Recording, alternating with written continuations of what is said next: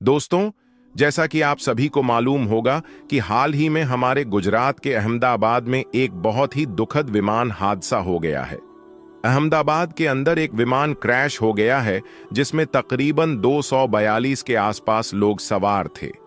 Air India का ये विमान लंदन जा रहा था, लेकिन ये अहमदाबाद से जैसे टेक ऑफ हुआ, इसके 3 या 4 मिनट बाद ये क्रैश हो गया और इसमें बहुत भयंकर आग लग गई और इसमें 242 लोगों की मौत हो गई।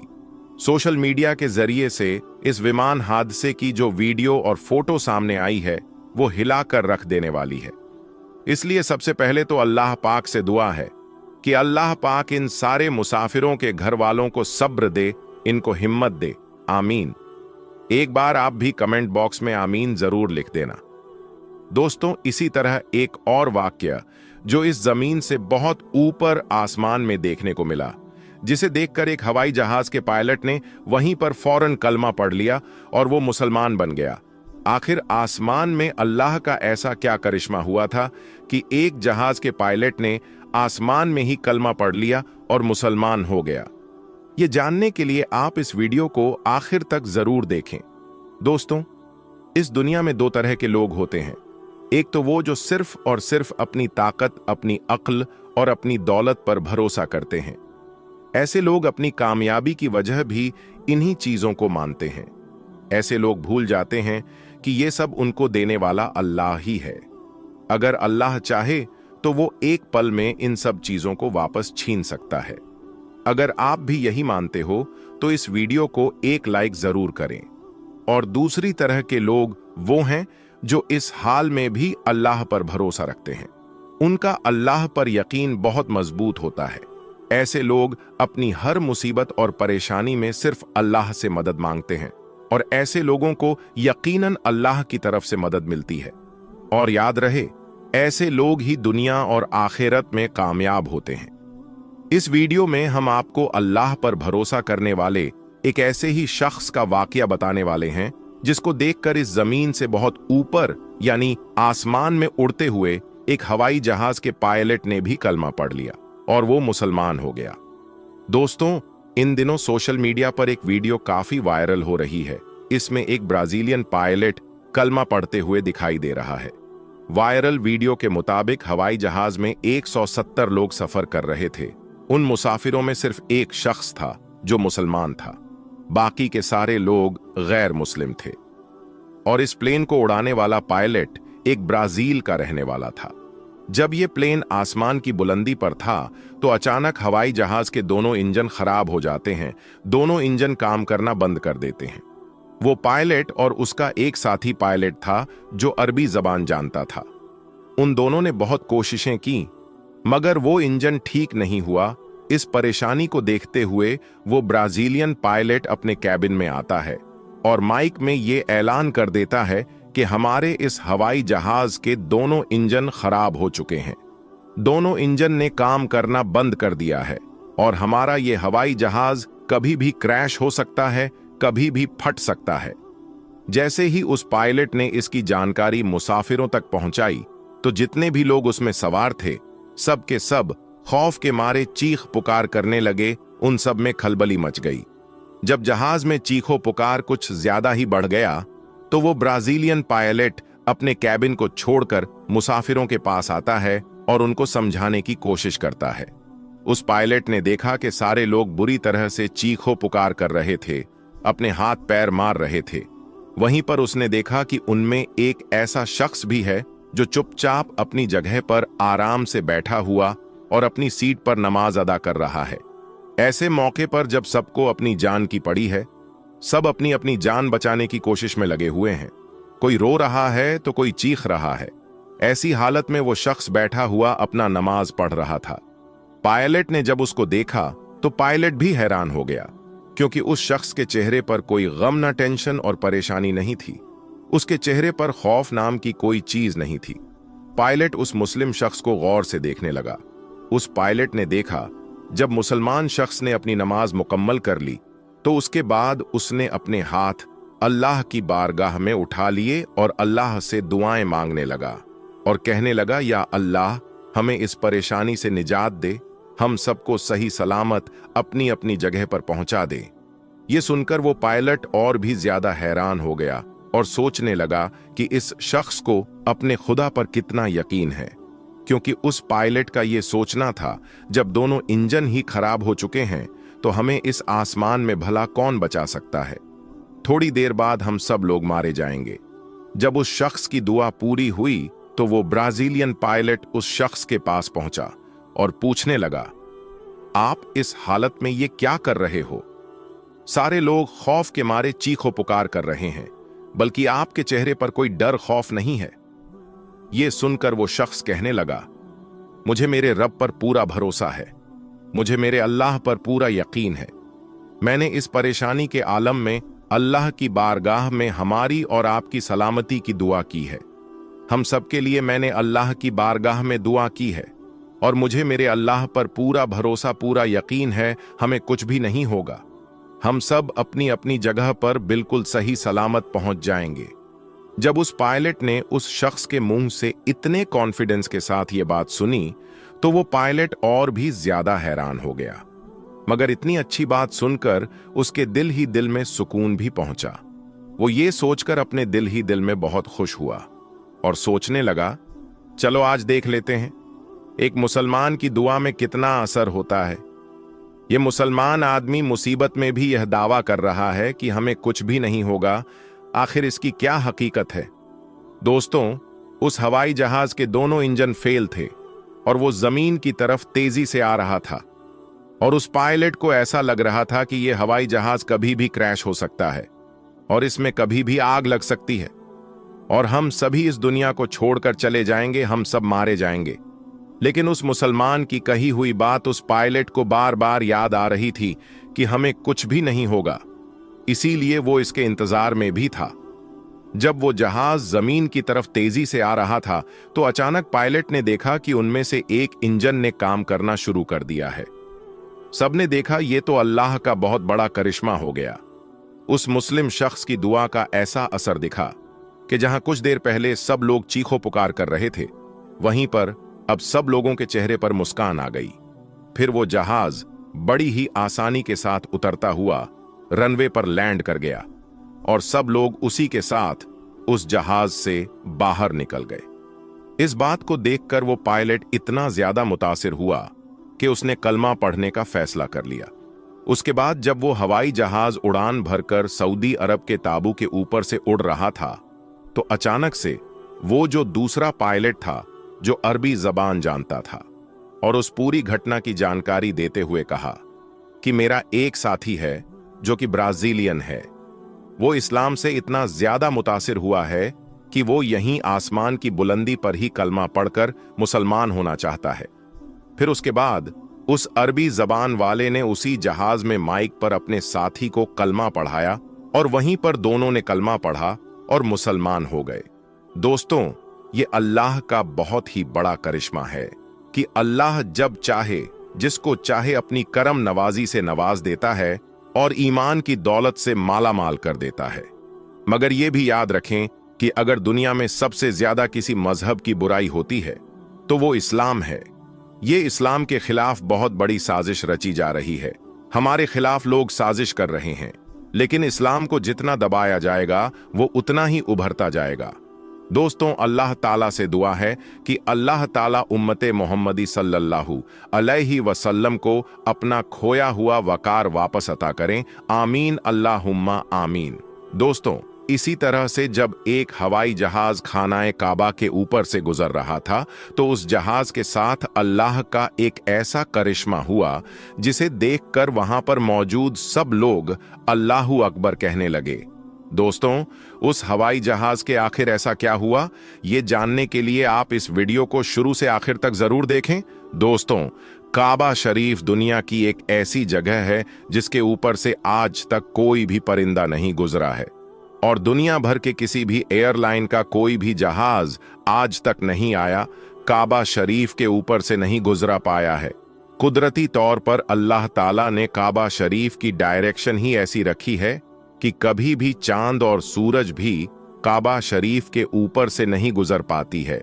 आखिर उसकी ऐसी क्या वजह है कि जिसकी वजह से काबा शरीफ के ऊपर से कोई भी जहाज या परिंदा नहीं गुजर पाता है?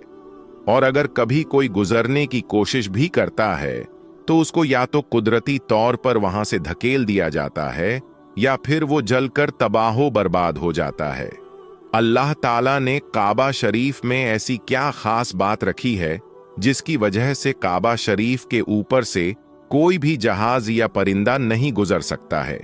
आज की इस वीडियो में हम आपको उसी के बारे में जानकारी देने वाले हैं और साथ ही साथ हम आपको ये भी बताने वाले हैं कि जब एक बार किसी हवाई जहाज ने काबा शरीफ के ऊपर से गुजरने की कोशिश की तो उस जहाज के साथ क्या हुआ, उसके बारे में जानकर आप भी हैरान हो जाओगे।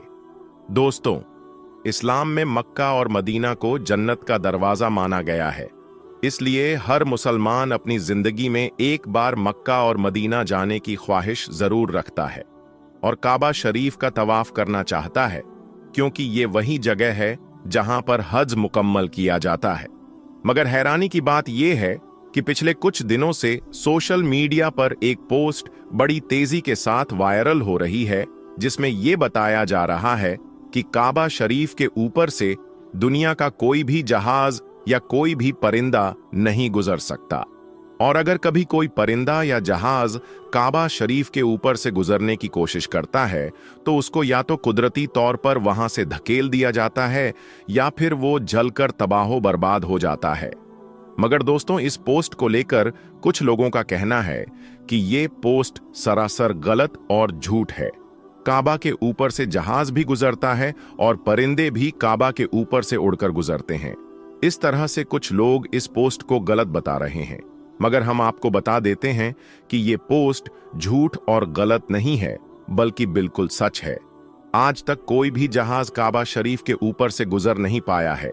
उसके बारे में बात करते हुए अब्दुल रशीद ने, जो कि पिछले 25 सालों से सऊदी अरब के मक्का शहर में काम कर रहा है, उसने बताया कि मैं पिछले 25 सालों से खानाए काबा में रहकर साफ सफाई के काम को अंजाम दे रहा हूं। मैंने आज तक किसी भी जहाज को काबा के ऊपर से गुजरते हुए नहीं देखा और ना ही मैंने आज तक किसी परिंदे को काबे को ऊपर से गुजरते हुए देखा। अब्दुल रशीद आगे कहता है कि एक बार शाम के वक्त गलती से एक जहाज काबा शरीफ की तरफ आ गया, मगर हमने देखा जैसे ही वो जहाज काबा शरीफ के करीब पहुंचा तो उसकी डायरेक्शन कुदरती तौर पर ही अपने आप वहां से धकेल दी गई, यानी कि वो कुदरती तौर पर ही वहां से हट गया। दोस्तों, अब आपको बताते हैं कि आखिर ऐसा क्यों होता है। अल्लाह ताला ने काबा शरीफ में ऐसी क्या खास बात रखी है? अल्लाह ने काबा शरीफ में ऐसी क्या कुदरत डाली है जिसकी वजह से कोई भी परिंदा काबा शरीफ के ऊपर से गुजर नहीं पाता है और ना ही कोई परिंदा काबा के ऊपर उड़ पाता है? अल्लाह ने अपने घर काबा में ऐसा क्या कुदरत रखी है जिसकी वजह से काबा के ऊपर से गुजरने वाला जहाज हो या परिंदा, जिसको या तो कुदरती तौर पर वहां से धकेल दिया जाता है या फिर वो जलकर खाक हो जाता है या फिर वो काबा शरीफ की लाइन से ही अपने आप ही दूर हो जाता है? क्या आपको ये मालूम है कि काबा शरीफ की तादाद 2 है? एक तो काबा शरीफ मक्का में है और दूसरा काबा शरीफ के ठीक ऊपर सीधा जन्नत में मौजूद है, जिसको रिवायतों में बैतुल मामूर कहा गया है, जहां पर हर वक्त 70,000 फरिश्ते दिन रात तवाफ करते रहते हैं। अब दोस्तों, आपको 3 ऐसी बड़ी वजह बताते हैं जिसकी वजह से मक्का शरीफ के ऊपर से कोई भी जहाज या परिंदा गुजरता नहीं है, यानी कि काबा के ऊपर से परिंदे या जहाज के न गुजरने की 3 असल वजह आपको बताते हैं। सबसे पहली वजह तो ये है कि काबा शरीफ को दुनिया का सेंटर माना गया है, यानी कि काबा दुनिया के बीचों बीच में मौजूद है और आज इस बात को साइंस भी मानती है। साइंस ने भी इस बात को प्रूव किया है कि मक्का में बना काबा दुनिया के सेंटर में मौजूद है, इसलिए काबा शरीफ दुनिया के सेंटर में होने की वजह से सबसे ज्यादा गुरुत्वाकर्षण काबा शरीफ के ठीक ऊपर और नीचे है। उसकी वजह से ये होता है कि अगर कोई परिंदा या हवाई जहाज काबा शरीफ के ऊपर से गुजरने की कोशिश करता है तो गुरुत्वाकर्षण की वजह से वो परिंदा या हवाई जहाज अपने आप ही काबा शरीफ की लाइन से दूर हो जाता है।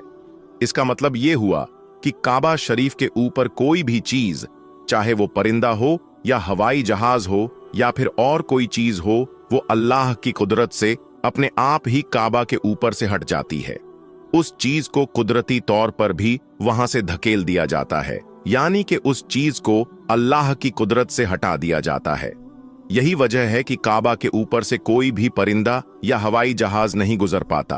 अगर कभी कभार कोई परिंदा या हवाई जहाज काबा के ऊपर से गुजरने की कोशिश भी करता है तो या तो उसको वहां से धकेल दिया जाता है या फिर वो जलकर खाक हो जाता है।